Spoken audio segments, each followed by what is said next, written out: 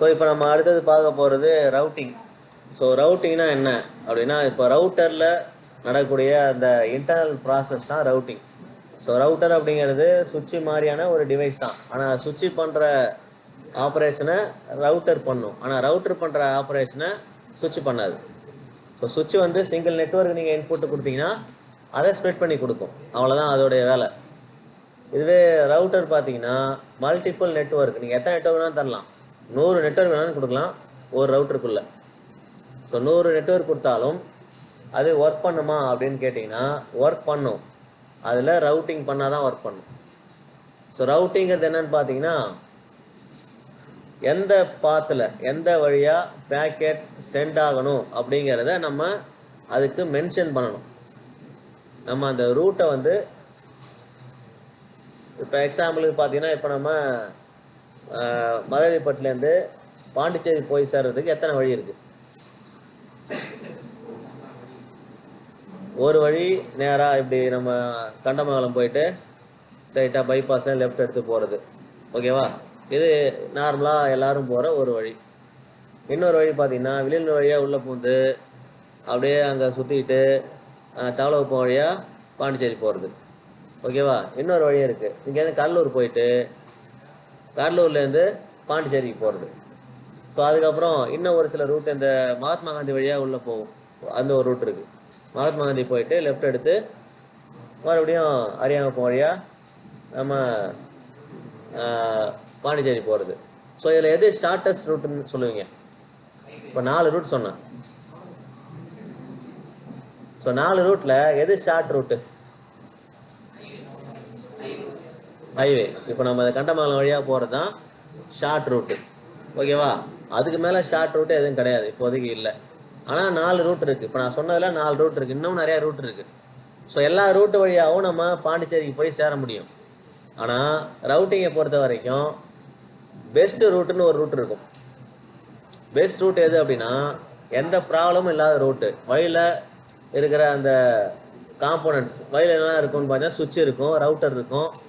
So different router, சோர்ஸுக்கும் டெஸ்டினேஷனுக்கு இடையில நிறைய routers இருக்கும், நிறைய நெட்வொர்க் காம்போனன்ட்ஸ் இருக்கும். எல்லா காம்போனண்ட்டும் சரியாக இருக்கணும், அதாவது அதில் ப்ராப்ளம் இல்லாமல் ஒர்க் பண்ணணும். ஸோ இப்போ நம்ம ஹைவேஸில் போகும்போது அந்த மாதிரி எந்த ப்ராப்ளம் இருக்காது இல்லையா? இடையில ஏதாவது பள்ளம் வெட்டி வச்சுருப்பாங்க, டைவர்ஷன் இருக்கும், அந்த மாதிரிலாம் மேக்ஸிமம் இருக்காது இந்த ரூட்டில் போனீங்கன்னா. ஆனால் இதுவே இப்போ நான் சொன்ன மற்ற 3 ரூட்டில் போனீங்கன்னா திடீர்னு அங்கே டைவர்ஷன் இருக்கலாம், பள்ளம் வெட்டி இருக்கலாம், ஸோ அதோட டிஸ்டன்ஸும் அதிகமாக இருக்கலாம், ஸோ நிறையா ப்ராப்ளம் இருக்கலாம். இல்லை அந்த கடலூர் போகிற ரூட்டு எந்த ப்ராப்ளமும் இருக்காது. நீங்கள் ஹைவேஸ் வழியாக போனீங்கன்னா நேராக சூரியாங்குப்பம் போயிட்டு அங்கேருந்து ஆல்பேட்டை செக் போஸ்ட் போயிட்டு போனீங்கன்னா எந்த பிரச்சனையும் கிடையாது, எல்லாமே ஹைவேஸ் தான். ஸோ நீங்கள் ஸ்ட்ரைட்டாக வந்துடலாம். ஆனால் அந்த ரூட்டோட லென்த்து வந்து அதிகம், ஸோ டிஸ்டன்ஸ் வந்து அதிகம். ஸோ இங்கேருந்து ஒரு 30 கிலோமீட்ரு, அங்கேருந்து பார்த்தீங்கன்னா ஒரு 20 கிலோமீட்ரு, 50 கிலோமீட்டர் நீங்கள் சுற்றிக்கிட்டு தான் பாண்டிச்சேரி போகணும் கடலூர் வழியாக போனீங்கன்னா. ஆனால் எங்கே போனீங்கன்னா 20 to 25 கிலோமீட்டரில் நீங்கள் பாண்டிச்சேரி போயிடலாம். ஸோ அப்போது ஒரு பிளேஸுக்கு நம்ம போய் சேர்றதுக்கு மல்டிபிள் ரூட் இருக்குது. ஸோ ரவுட்டருக்கும் அதே மாதிரி தான்.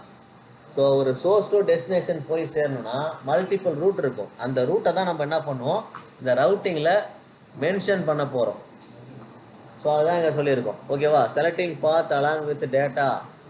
ஸோ நம்ம அந்த பாத்தை எந்தெந்த பாசிபிள் பாத் இருக்குது, சோர்ஸ் டு டெஸ்டினேஷன் ஒரு பேக்கெட் போய் சேரணும்னா பாசிபிள் பாத் எதெல்லாம் இருக்கோ அது எல்லாத்தையுமே அதுக்கு சொல்லணும், இதெல்லாம் ரூட் இருக்குது. அது என்ன பண்ணோம் அப்படின்னா, முதல்ல ஷார்ட்டஸ்ட் பாத்து, எந்த ப்ராப்ளம் இல்லாத பாத்தை ட்ரை பண்ணும் பேக்கெட்டை அனுப்புறதுக்கு. இப்போ அது சரியாக இருந்ததுன்னா அந்த ரூட் வழியாக போயிடும். இப்போது ஒரு வேளை அந்த ரூட்டில் ஏதாவது ப்ராப்ளம் இருக்குது, திடீர்னு ஒரு பாலம் கட்டன்ட்டு பள்ளம் தோண்டிட்டாங்க, இப்போ அந்த ரூட்டு வந்து பிளாக் ஆகிருக்கு. அப்போ என்ன பண்ணலாம், அங்கேருந்து போய் பார்க்கும் எந்த ரூட்டு எது வரைக்கும் சரியாக இருக்கோ அது வரைக்கும் போய் பார்த்துட்டு, சரியாக இல்லை அப்படின்னா திரும்ப ரிட்டன் எங்கே ஆரம்பிச்சதோ அங்கேயே வரும். திரும்ப ரெண்டாவது ரூட்லேருந்து பேக்கெட்டை சென்ட் பண்ணும். அந்த ரூட்டு சரியாக இருந்தது, அதுக்கு டிஸ்டன்ஸ்லாம் முதல்ல டிஸ்டன்ஸை பார்க்கும், எவ்வளோ டிஸ்டன்ஸில் இருக்குன்னு. அதுக்கு முன்னாடி எல்லா காம்போனன்ட்ஸும் ப்ராப்பராக ஒர்க் பண்ணுதா அப்படிங்கிறத செக் பண்ணும். ஸோ இதெல்லாம் பார்த்துட்டு தான் அங்கே ரவுட்டிங் பண்ண முடியும். ஸோ ரவுட்டிங்கிறது ரவுட்டருக்கு நம்ம பாத்தை செட் பண்ணுறது தான். எந்த பாத்து வழியாக அந்த ரவுட்டிங் நடக்கணும், அந்த பேக்கெட் சோர்ஸ் டெஸ்டினேஷன் போய் சேரணுங்கிறத மென்ஷன் பண்ணுற அந்த ப்ராசஸுக்கு பேர் தான் ரவுட்டிங். ஓகேவா? அந்த பாத்தை நம்ம ஸ்டேட்டிக்காகவும், அதாவது நம்மளே மென்ஷன் பண்ணி கொடுக்கலாம். ஆட்டோமேட்டிக்காக ரவுட்டரும் செலக்ட் பண்ணணும். ஸோ ஆட்டோமேட்டிக்காக ரவுட்டரே செலக்ட் பண்ணிச்சுன்னா டைனமிக். ஸோ ஸ்டேட்டிக் டைனமிக்னு 2 டைப் ஆஃப் ரவுட்டிங் இருக்குது. ஸ்டேட்டிக்னா நம்ம அதுக்கு ரூட்டை சொல்லணும், இந்த ரூட் தான் போடணும், வேறு ரூட்டில் போகக்கூடாது. இப்போ நம்ம பாண்டிச்சேரி போகிற 4 ரூட் இருக்குது. நான் என்ன சொல்லுவேன் அப்படின்னா, கண்டமங்கலம் வழியாக ஒரு ரூட்டுக்கு போங்க, இல்லை வில்லியனூர் போயிட்டு சுற்றி போங்க. 2 ரூட்டு. இந்த 2 ரூட்டு தவிர நீங்கள் கல்லூர் வழியாக போகக்கூடாது, இன்னொன்று இந்த மகாத்மா காந்தி வழியாகவும் போகக்கூடாதுன்னு நான் சொல்லிடுவேன். அப்போது அந்த எந்த ரூட் சொல்கிறனோ அந்த ரூட்டு வழியாக மட்டும்தான் அந்த பேக்கெட் போகணும். அப்படி இருந்தால் அது ஸ்டாட்டிக் ரவுட்டிங். நம்ம சொல்கிற ரூட்டை நம்ம ஒரு ரூட்டை மென்ஷன் பண்ணால் ஒரு ரூட் வழி தான் போகணும், 2 ரூட் மென்ஷன் பண்ணால் 2 ரூட் வழி தான் போகணும். இது டைனமிக் ரவுட்டிங்கில் அப்படி கிடையாது. 10 ரூட் இருந்தால் 10 ரூட்டையும் நான் மென்ஷன் பண்ணிவிடுவோம், அதில் எந்த ரூட்டில் வேணால் அது போகலாம். அது அதனுடைய ஆப்ரேஷன். ஸோ அதுக்கு உள்ள நம்ம கொடுத்துருக்க அல்காரிதத்தை பொறுத்து. ஸோ நம்ம OSPF அல்காரிதம் கொடுத்தோம்னா அதில் ஓப்பன் ஷார்ட்டஸ்ட் பார்த்து ஷார்ட்டஸ்ட் பார்த்து மட்டும் தான் பார்ப்போம். ரிப்பில் போனோம், ரிப்பும் டைனமிக் ரவுட்டிங் தான். ஸோ ரிப்புக்கு போனோம் அப்படின்னா அது முதல்ல அது ஷார்ட்டஸ்ட் பார்த்துன்னு பார்க்காது, எது சரியாக காம்பவுண்ட்ஸ் எல்லாம் சரியாக ஒர்க் பண்ணுற பார்த்து எதுன்னு பார்ப்போம். ஸோ அந்த மாதிரி ஒவ்வொரு அல்காரிதத்துலேயும் ஒரு சில ப்ராசஸ் இப்படி தான் ஒர்க் பண்ணுங்கிறத மென்ஷன் பண்ணியிருப்பாங்க. ஆனால் ரவுட்டிங்கிறது ஜென்ரலாக சொல்ல போனோம்னா ரவுட்டருக்கான பாத்தை செட் பண்ணுறது தான், வேறு ஒன்றுமே கிடையாது. எந்த வழியில் பேக்கெட் போகணும் அப்படிங்கிறத நம்ம செட் பண்ணணும். ஓகேவா? ஸோ ரவுட்டர் நார்மலாகவே OSI லேயரில் நெட்வொர்க் லேயர்லாம் ஒர்க் பண்ணணும். ஏன்னா இது ஒரு நெட்வொர்க்கிங் டிவைஸ். ஸோ நெட்வொர்க்கில் முக்கியமான டிவைஸ்னால் ரவுட்டர். ஸோ அதனால் அது OSI லேயரில் நெட்வொர்க் லேயரில் ஒர்க் பண்ணோம். TCP IP மாடலில் இன்டர்நெட் லேயர். ஏன்னா இன்டர்நெட்டு கனெக்ட் ஆகணும் அப்படின்னா ரவுட்டர் ரொம்பவே முக்கியம். லேயர் அப்படின்னாவா, அதுக்கு தனியாக சொல்லலாம், ஒரு மணி நேரம் லென்த்தாக போகலாம். சரி, நான் நடத்துகிறேன் அதையும். ஓகேவா? லேயர்னால் என்ன? ஸோ ஒரு OSIயில் 7 லேயர் இருக்குது. இப்போ நீங்கள் நெட்வொர்க்கிங்னு ஒரு சப்ஜெக்டை படிச்சிருந்தீங்கன்னா அதில் உங்களுக்கு டீட்டெயிலாக அந்த லேயரை பற்றி இன்ஃபர்மேஷன் கிடைக்கும். ஸோ நான் அதையும் சொல்கிறேன் அடுத்தது. ஓகேவா? ஸோ எல்லாமே நம்ம நெட்வொர்க்கிங்குள்ளே இருக்கிற என்ன சொல்கிறது மாடல்ஸ். ஸோ அந்த மாடலில் பேஸ் பண்ணி தான் நெட்வொர்க்கிங் டிவைஸ் எல்லாமே ஆப்ரேட் ஆகுது. நெட்வொர்க்கில் யூஸ் பண்ணக்கூடிய எல்லா டிவைஸுமே, சுவிட்சும் சரி, ரவுட்டர், ஹப்பு, ஒவ்வொன்றுக்கும் ஒரு ஸ்பெசிஃபிகேஷன் இருக்குது, இப்படி தான் ஒர்க் பண்ணணும் அப்படின்னு. ஸோ அது அந்த OSI மாடல், இந்த TCP IP மாடலை பேஸ் பண்ணி தான் ஒர்க் பண்ணும். ஸோ அதுபடி பார்த்தா OSIயில் நெட்வொர்க் லேயர்லேயும் TCP IPயில் இன்டர்நெட் லேயர்லேயும் இந்த ரவுட்டர் ஆப்ரேட் ஆகும். ஸோ இங்கே பார்த்தீங்கன்னா நம்ம ஒரு எக்ஸாம்பிள் கொடுத்துருக்கேன். ஸோ இங்கே ஒரு ரவுட்டிங் நடக்குது. என்னன்னு பார்த்தீங்கன்னா ஒரு ரவுட்டர் இருக்குது. ஒரு ரவுட்டருக்கு எத்தனை நெட்வொர்க் இருக்குங்க பார்த்து கண்டுபிடிக்க முடியுதா? 3 நெட்வொர்க் இருக்குது. இப்போ 10ன்னு ஒரு நெட்வொர்க்கு, 11ன்னு ஒரு நெட்வொர்க்கு, 12ன்னு ஒரு நெட்வொர்க்கு. இப்போது 3 நெட்வொர்க்லேயும் 3 டிஃப்ரெண்ட் பேக்கெட்ஸ். அதாவது இப்போ நீங்கள் இந்த PC 1லேருந்து PC 3க்கு நீங்கள் பேக்கெட்டை சென்ட் பண்ணணுன்னா அந்த பேக்கெட் போகிற வழி பார்த்தீங்கன்னா முதல்ல சுவிட்சுக்கு வரணும், சுவிட்சில் ரவுட்டருக்கு வரணும், ரவுட்டர்லேருந்து மறுபடியும் இந்த சுவிட்சுக்கு போயிட்டு தான் PC 3க்கு போகணும். இது ஒரு ரூட்டு. ஓகேவா? ஸோ வேறு என்ன ரூட் இருக்குது அப்படின்னு பார்த்தீங்கன்னா இங்கே வேறு ரூட்டே கிடையாது. இந்த ரவுட்டரை தாண்டி தான் நீங்கள் போய் ஆகணும். ஸோ 2 ரவுட்டர் இருந்துன்னா ரூட் இருக்கலாம், வேறு ரூட் இருக்கும். இப்போ இதுக்கு ஒரே ரூட்டு தான். ஸோ இதெல்லாம் நம்ம இதை மென்ஷன் பண்ணணும். முதல்ல இந்த ரவுட்டருக்கு பேக்கெட் இங்கேருந்து வருது அப்படின்னா எந்த வழியாக போகணும். ஸோ இங்கேருந்து ஒயர்லெஸ்ஸாக இங்கே போயிட்டு இப்படி வர முடியாது, அது தேவையில்லாத ரூட்டு. இப்போ நம்ம இதையும் மென்ஷன் பண்ணிக்கலாம். இங்கேருந்து நீங்கள் சர்வருக்கு போயிட்டு திரும்ப இங்கே வந்துட்டு திரும்ப இந்த PCக்கு போகணும் அப்படின்னு கூட நம்ம செட் பண்ணலாம். அது தேவையில்லாத ரூட்டு. ஸோ அது கூகுள் மேப்லாம் அப்படி தான் பண்ணும். நம்ம ஒரு கூகுள் மேப்பில் ஒரு பிளேஸை போட்டு சர்ச் பண்ணுவோம். அது இங்கேருந்து கொண்டே முட்டு சந்தில் நிறுத்திட்டு இங்கேருந்து சுற்றி போங்கன்னு சொல்லிட்டு ரூட்டை காட்டும். ஸோ அந்த மாதிரி நம்ம இங்கே ரவுட்டருக்கு பண்ணக்கூடாது. ஸோ ரவுட்டருக்கு சரியான ரூட்டை நம்ம ஃபிக்ஸ் பண்ணணும். ஸோ அதுதான் நம்ம இங்கே ரவுட்டிங். ஸோ ரவுட்டிங்கில் அதுதான் பண்ண போகிறோம். ஓகேவா? ஸோ ரவுட்டிங்கோட டைப் அப்படின்னு எடுத்துக்கிட்டோம் அப்படின்னா நார்மலாக இந்த 3 மெயின் டைப்பாக பிரிப்பாங்க. First default routing. ஏன் அதை கடைசியாக போட்டிருக்கோம் அப்படின்னா, டிஃபால்ட் ரவுட்டிங்கை எங்கேயுமே யூஸ் பண்ணுறது கிடையாது. அந்த காலத்து ரவுட்டிங் இது. 20 இயர்ஸ் பேக் ரவுட்டிங்னு ஒரு கான்செப்ட் கிரியேட் பண்ணப்போ இந்த டிஃபால்ட் ரவுட்டிங் அப்படிங்கிற இந்த மெத்தட் ஃபெமிலியராக எல்லாரும் யூஸ் பண்ணிட்டு இருந்தாங்க. அடுத்த ரெண்டாவது டைப்பு ஸ்டேட்டிக் ரவுட்டிங். இது 10 இயர்ஸ் பேக் யூஸ் பண்ணியிருந்த ரவுட்டிங். இப்போ லேட்டஸ்ட் ரவுட்டிங் தான் டைனமிக் ரவுட்டிங். இப்போ டிஃபால்ட்டும் யூஸ் பண்ணுறது இல்லை, ஸ்டேட்டிக்கும் யூஸ் பண்ணுறது கிடையாது. இப்போது டைனமிக் ரவுட்டிங்கில் 3 டைப் இருக்குது. ஒன்று ரிப்பு, ஆர்ஐபி. ஆர்ஐபின்னு நம்ம எதை சொல்லுவோம், ரெஸ்ட் இன் பீஸ் அப்படின்னு சொல்லுவோம் இல்லையா. இங்கே வந்து ரவுட்டிங் இன்ஃபர்மேஷன் ப்ரோட்டோகால் அப்படின்னு சொல்லுவாங்க. ஓகேவா, அதுவும் ஒரு பெஸ்ட் மெத்தட். அதில் ஒரு சில ரெஸ்ட்ரிக்ஷன்ஸ் இருக்கிறதுனால அடுத்த இப்போ லேட்டஸ்ட் மெத்தட் ஓஎஸ்பிஎஃப்க்கு போயிடுறோம். ஸோ இங்கே டைனமிக்கில் 3 டைப் இருக்குது. ஒன்று ரிப்பு, ஓஎஸ்பிஎஃப், இஐஜிஆர்பி அப்படின்னு 3 டைப். ஓகேவா, இதில் ஒரு 3, இதில் ஒரு 2, மொத்தம் 5 டைப்பை தான் நம்ம அடுத்த வாரம் ஒரு 2 நாள் பார்க்க போகிறோம். ஓகேவா, இன்றைக்கும் நாளைக்கும் நம்ம ரவுட்டிங் தான் கவர் பண்ண போகிறோம். ஓகேவா, ஸோ இது ஒவ்வொன்றும் பார்த்தீங்கன்னா நமக்கு டிஃப்ரெண்ட் கான்செப்ட், ஒன்றுக்கும் இன்னொன்றுக்கும் சம்மந்தமே இருக்காது. ஸோ டிஃபால்ட் ரவுட்டிங்கில் வேறு மாதிரி நம்ம கான்ஃபிகரேஷன் பண்ணணும், ஸ்டேட்டிக்கில் வேறு மாதிரி பண்ணுவோம், ரெண்டுத்துக்குமே சம்மந்தம் இல்லாமல் டைனமிக்கில் பண்ணுவோம். ஸோ எல்லாமே வேறு வேறு மெத்தட். ஆனால் லேட்டஸ்ட்டாக யூஸ் பண்ணக்கூடிய டைனமிக் ரவுட்டிங் தான் இருக்கிறதுலே ஈஸியான மெத்தட். டிஃபால்ட்டும் வந்து ஒரு மாதிரி இருக்கும், ஒரு டிஃப்ரெண்ட்டாக இருக்கும், புரிஞ்சிக்கிறதுக்கு கொஞ்சம் கஷ்டமாக இருக்கலாம். அதே மாதிரி ஸ்டேட்டிக் ரவுட்டிங் அதுக்கு மேலே இருக்கும். டைனமிக் தான் இப்போது யூஸ் பண்ணுறது. ஸோ பெஸ்ட் மெத்தடும் கூட. அதில் உள்ள 3 மெத்தடுமே பெஸ்ட் மெத்தட். ஸோ ஒன்றா பார்ப்போம். முதல்ல டிஃபால்ட் ரவுட்டிங். ஸோ டிஃபால்ட் அப்படின்னா அதுக்குன்னு ஸ்பெசிஃபிக்காக ரூட்டு கிடையாது, அதுதான் டிஃபால்ட்டுன்னு சொல்லுவாங்க. ஸோ ஏன் அதில் ஸ்பெசிஃபிக்காக ரூட்டு கிடையாதுன்னா, இப்போ நம்ம பிசி 1க்கு ஒரு ஐபி அட்ரஸ் இருக்கும், பிசி 3க்கு ஒரு ஐபி அட்ரஸ் இருக்கும் இல்லையா.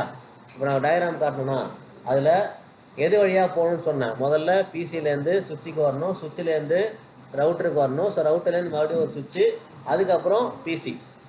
ஸோ இதுதான் ரூட்டு. இப்போ நம்ம அதுக்கு ஸ்டார்ட் பண்ணுற ஐபி தெரியும், எங்கே போய் சேரணும்னு ஐபி தெரியும், சோர்ஸு டெஸ்டினேஷன் தெரியும். ஆனால் வழியில் பார்த்தீங்கன்னா ஃபஸ்ட்டு ரவுட்டரோட ஃபஸ்ட்டு அந்த நெட்வொர்க் பார்த்தீங்கன்னா 10 இருந்தது. ஸோ ரெண்டாவது அது அப்படியே ரைட் சைடு பார்த்தீங்கன்னா 11 இருக்கும், மேலே 12 இருந்தது. ஸோ அப்போது அந்த ஐபி அட்ரஸ் தான் நமக்கு தெரியும், அந்த ஐபி அட்ரஸ் வழியாக தான் போகணும் அப்படின்னா அதை மென்ஷன் பண்ணோம்னா அது ஸ்டேட்டிக். அதையே மென்ஷன் பண்ணாமல் நீ ஏதாவது ஒரு ரூட்டில் போ, இங்கே ஆரம்பிக்கிற அங்கே முடிகிற, அவ்வளோதான். ஸோ 2 மட்டும் சொல்லிவிட்டு மற்ற எல்லாத்தையுமே வந்து 0வாக கொடுத்துட்டு காட்டிட்டோம் அப்படின்னா அது டிஃபால்ட். ஸோ அதுதான் இங்கே பண்ண போகிறோம். ஸோ டிஃபால்ட் ரவுட்டிங் பார்த்தீங்கன்னா உங்களுக்கு ஒரே ஒரு ரவுட்ரு இல்லை 2 ரவுட்டர் இருந்ததுனாக்கா இது ஒரு பெஸ்ட் மெத்தட். 2 ரவுட்டர் வரைக்கும் இந்த டிஃபால்ட் ரவுட்டிங் ஈஸியாக பண்ண முடியும்.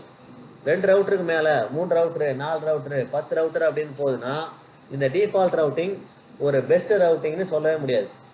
ஒரு நெட்வொர்க் அட்மினிஸ்ட்ரேட்டர் இதை வந்து ஒரு 10 ரவுட்டர் கொடுத்து இதை கான்ஃபிகர் பண்ண சொன்னால் அவங்க ரவுட்டிங்கே வேணாம், நெட்வொர்க்கே வேணான்னு போயிடுவாங்க. ஸோ அந்த அளவுக்கு இதோட ரவுட்டிங் ப்ரோட்டோகால்ஸ் கொஞ்சம் டிஃபிகல்ட்டாக இருக்கும். அதே மாதிரி ஸ்டேட்டிக் அதை விட டிஃபிகல்ட்டாக இருக்கும். ஏன்னா அதில் இருக்கிற ப்ரொசீஜர்ஸ் நீங்கள் மென்ஷன் பண்ணும்போது ஒவ்வொரு சோர்ஸு டெஸ்டினேஷன் வயா அப்படின்னு சொல்லுவோம், எந்த வழியாக போகணும்.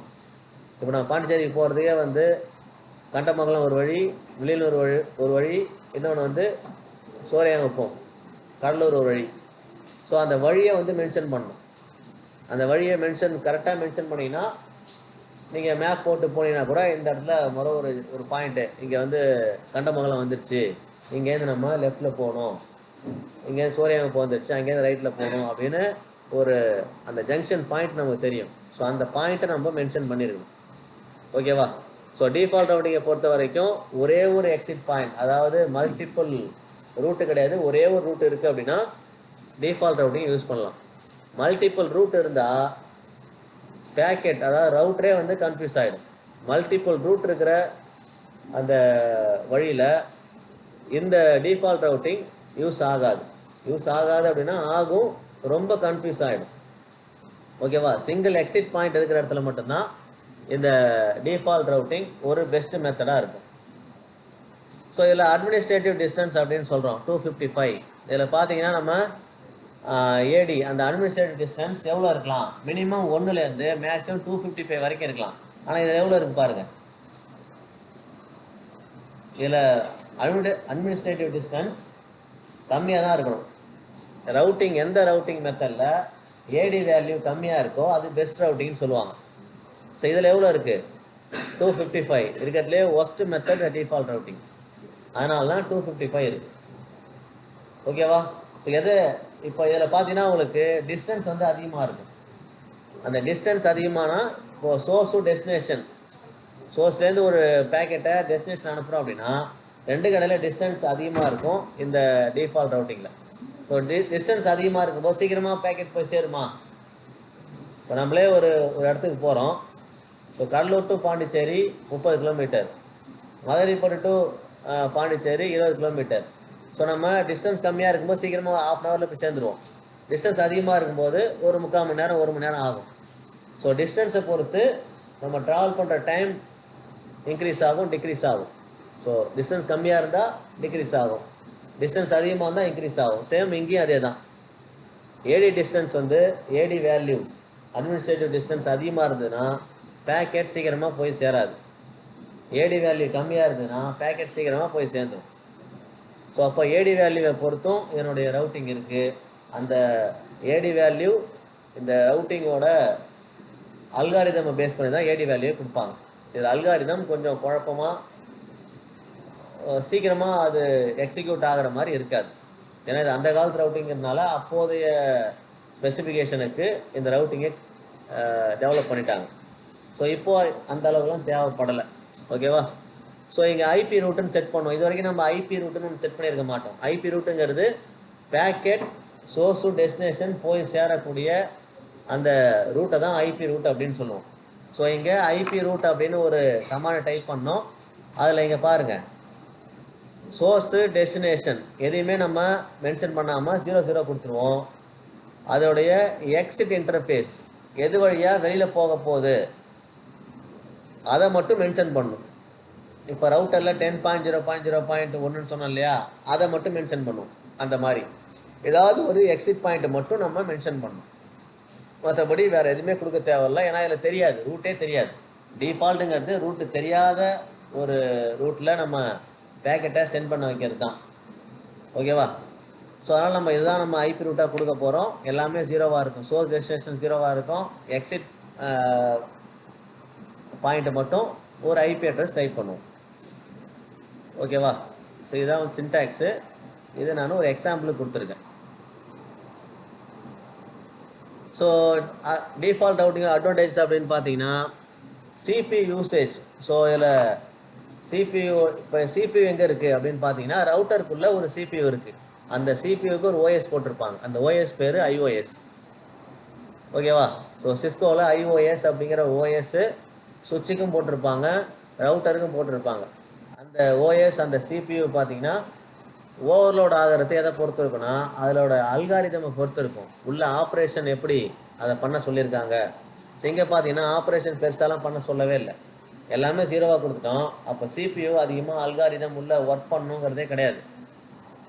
சோர்ஸ் ஸ்டேஷன் ரெண்டுமே 0, எக்ஸிட் போர்ட் மட்டும் தான் கொடுக்க போகிறோம், எக்ஸிட் பாயிண்ட் மட்டும் தான் கொடுக்க போகிறோம். அதனால் இதில் நமக்கு சிபியூ அதிகமாக ஒர்க் பண்ணாது, அதாவது அல்காரிதமே பெருசாக கிடையாது இதில்.